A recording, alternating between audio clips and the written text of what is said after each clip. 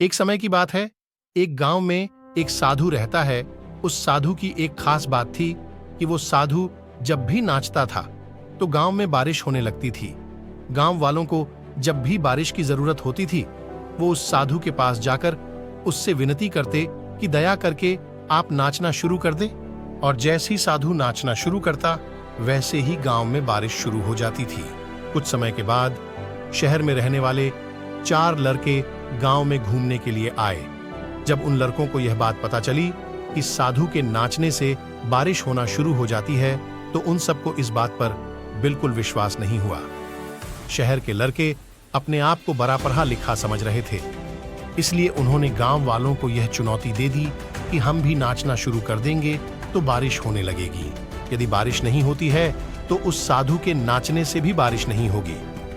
दूसरे दिन प्रातः गांव वाले उन 4 लड़कों को साधु की कुटी में लेकर पहुंच गए और फिर साधु से सारी बात को विस्तार से बताया। फिर उन लड़कों ने नाचना शुरू कर दिया। थोड़ी देर के बाद पहला थक कर बैठ गया, लेकिन बारिश नहीं हुई। कुछ समय के बाद सभी लड़के बारी बारी से थकते चले गए और शांत होकर बैठ गए, लेकिन गांव में बारिश बिल्कुल भी नहीं हुई। इसके बाद साधु का नंबर आया। साधु ने नाचना शुरू किया। 1 घंटा बीत गया, लेकिन बारिश नहीं हुई। फिर 2 घंटा बीत गया, लेकिन बारिश नहीं हुई।